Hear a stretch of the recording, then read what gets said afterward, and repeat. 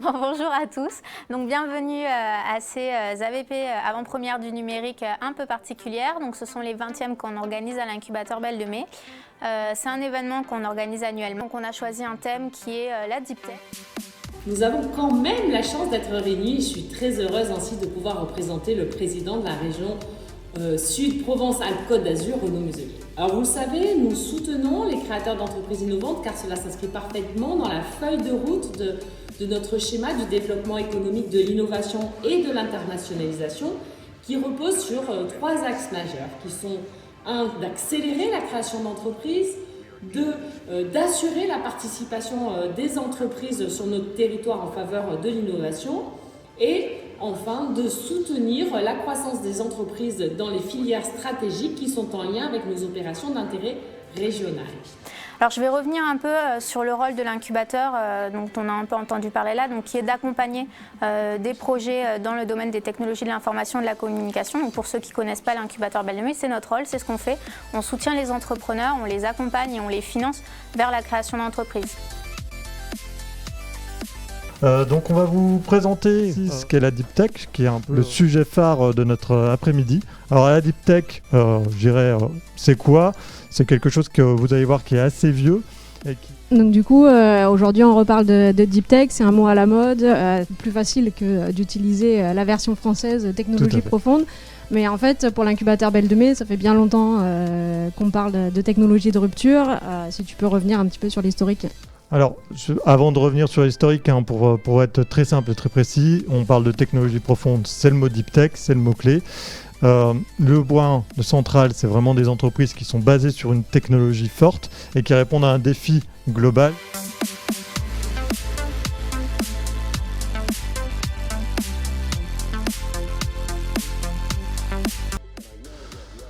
Alors la vision de Nothing Install, c'est qu'on va arrêter de télécharger et d'installer les applications. Et l'innovation réside en fait à remplacer en fait cette carte électronique par une carte virtuelle qui n'est plus que du logiciel et à ne pas streamer au final de la vidéo, mais un tout nouveau type de streaming. Alors, donc tout d'abord, Houdini, la société, elle a été créée il y a maintenant près de 3 ans. Et à l'origine, le constat, c'était de se dire, en dentisterie, il y a beaucoup de technologies qui existent. Donc concrètement, il y a une sorte de mismatch entre la techno disponible et leur adoub. Et donc nous, notre objectif, ça a été de se dire, on va essayer de simplifier tout ça, de faire du digital simple en utilisant des technologies complexes. Donc, je suis Romain Palmade, cofondateur de la société Sentiloc. Le projet Cobalt, pour expliquer directement et aller dans le vif du sujet, c'est un projet de jeu de société hybride. Donc un jeu de société hybride, ça va être un concept de jeu qui va effectivement mélanger deux mondes, le monde physique et le monde digital, qu'on peut appeler figital, puisqu'on va avoir le meilleur des deux mondes. Et on va être capable, donc, avec un plateau traditionnel, de connecter tous les éléments physiques. Donc un pion, des cartes, des jetons, des tuiles vont pouvoir interagir avec l'application mobile.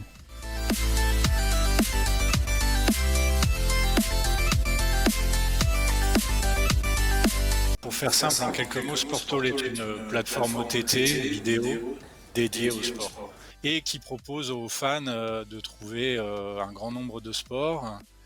Tout ça sur une application gratuite. Donc je suis le président de Smart Proposal. La promesse de notre entreprise, c'est donc de s'adresser aux équipes commerciales B2B. Et en fait, on vient combler un problème actuel qui est la production des propositions commerciales dans le B2B. Et nous, on simplifie, on accélère et on améliore cette production des propositions commerciales.